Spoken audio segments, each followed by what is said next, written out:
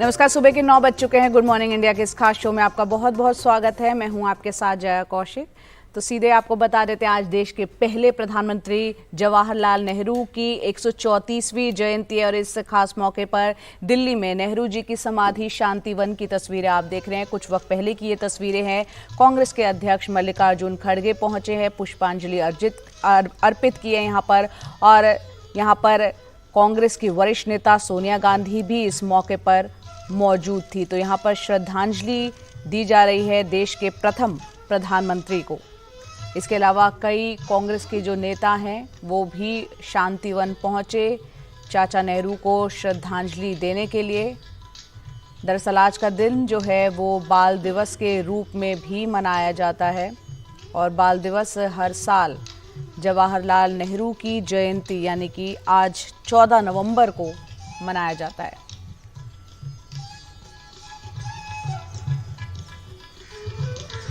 तो पहले प्रधानमंत्री जवाहरलाल नेहरू को बच्चों से बेहद प्रेम था।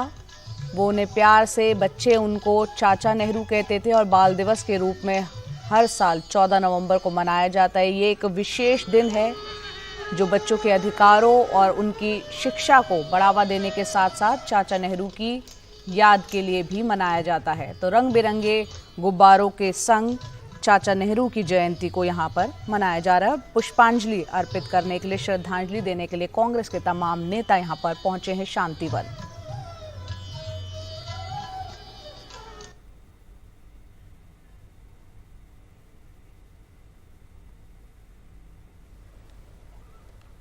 आगे बढ़ते हैं। अब खबर उत्तराखंड से, जहां पर उत्तरकाशी में एक निर्माणाधीन सुरंग में 40 मजदूर अब तक फंसे हुए हैं। 48 घंटे से ज्यादा का वक्त बीत चुका है। सुरंग का दौरा करने वाले जो आपदा प्रबंध सचिव है रंजीत कुमार सिन्हा, उन्होंने कहा कि मजदूरों को निकालने में कल सुबह तक का वक्त लग सकता है। रविवार सुबह ये मजदूर यहाँ पर फंस गए थे। 40 के आसपास इनकी संख्या बताई जा रही है। कई राज्यों के मजदूर इसमें शामिल हैं।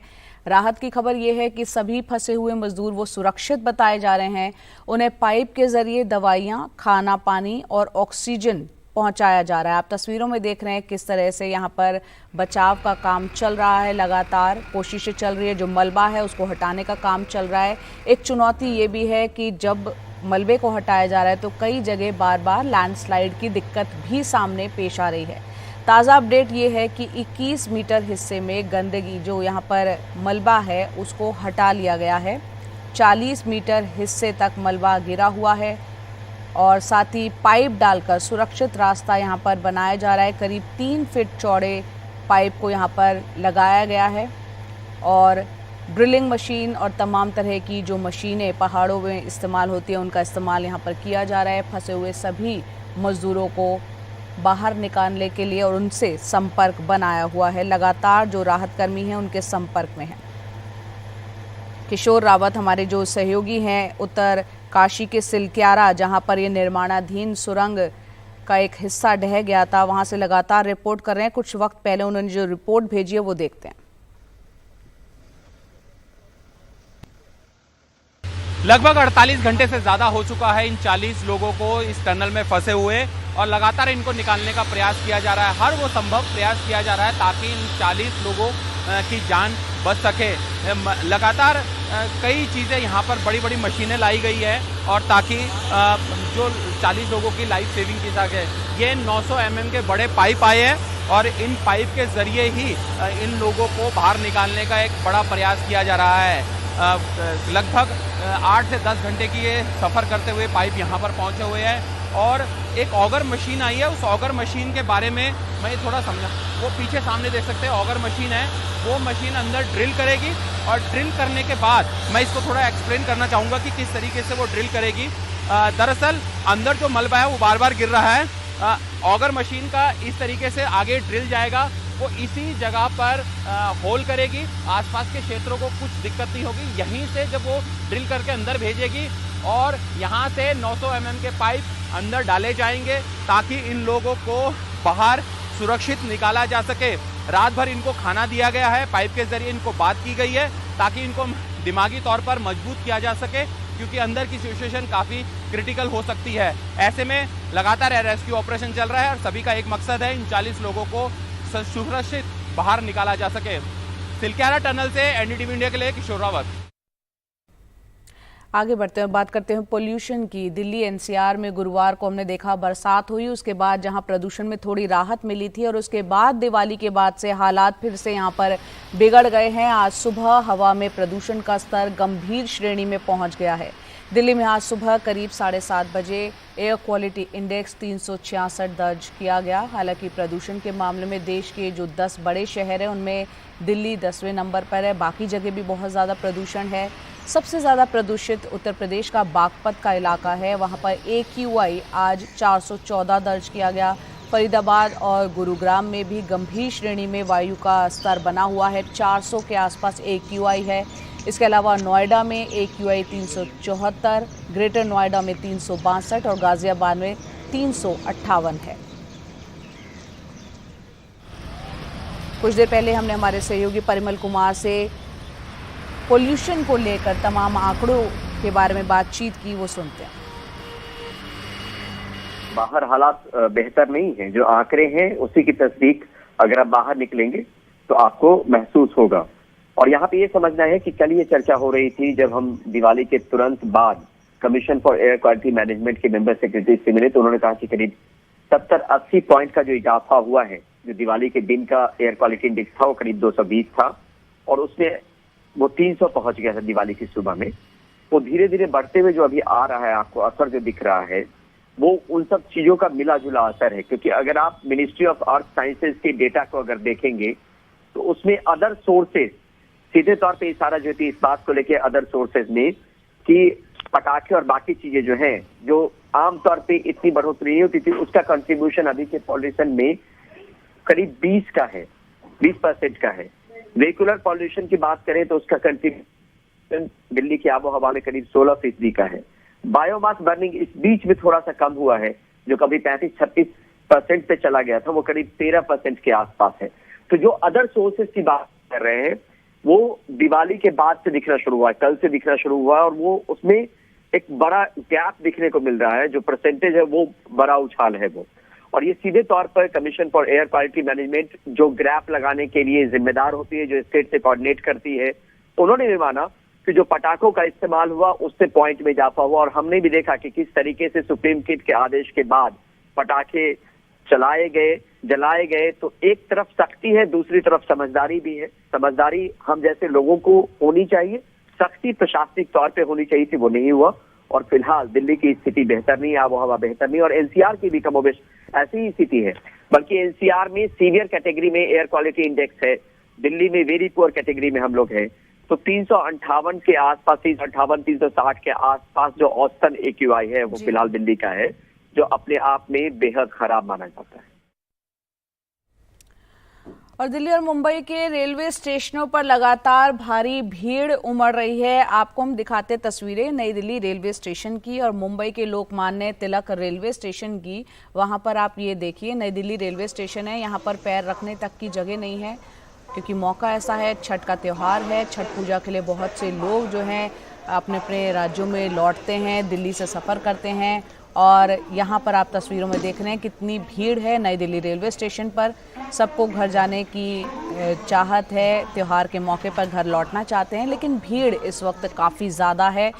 मुंबई का हाल भी कमोबेश ऐसा ही है। मुंबई में भी हाल आप देख रहे हैं, लोग घर जाने के लिए इंतज़ार नहीं कर पा रहे और बड़ी संख्या में लोग यहाँ पर यार्ड में खड़ी हुई ट्रेनों में ही बैठ गए हैं।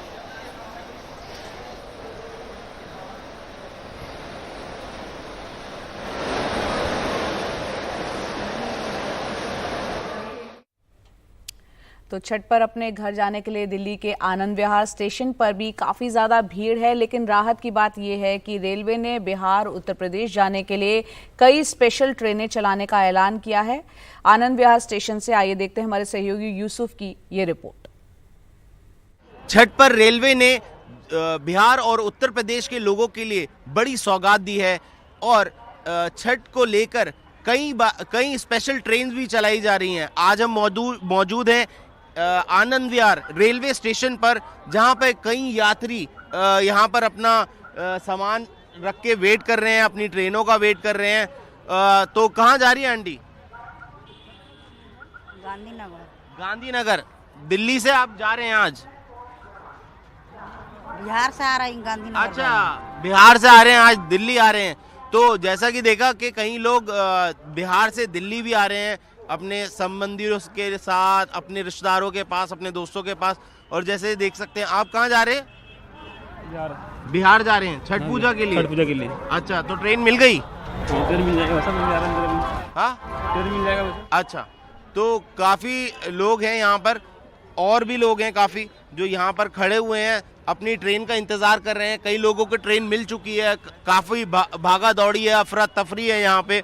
और यहाँ पर दिल्ली सरकार द्वारा और रेलवे स्टेशन द्वारा कई अरेंजमेंट्स किए गए हैं, जैसे कि देख सकते हैं उल्टे हाथ पे कि यहाँ पर पूरा पंडाल लगाया गया है और हेल्प डेस्क बनाया गया है यात्रियों को की सुविधाओं के लिए। और यहाँ पर कुछ और लोगों से बात करते हैं, कुछ लोग और जा रहे हैं। तो कहाँ जा रही हैं मैडम?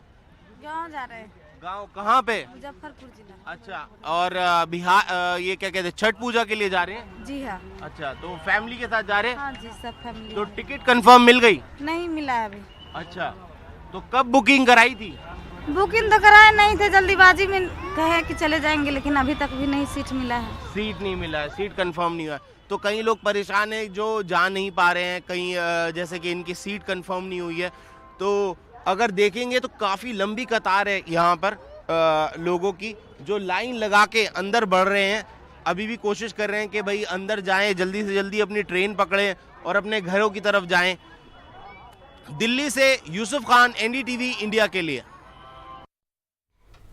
वहीं इस दिवाली हर तरफ बाजार में रौनक रही। कॉन्फेडरेशन ऑफ इंडियन इंडस्ट्री के मुताबिक इस दिवाली सीजन में इस बार देश के बाजारों में 4.25 लाख करोड़ तक का व्यापार हुआ और आने वाले हफ्तों में ये और बढ़ने की उम्मीद है।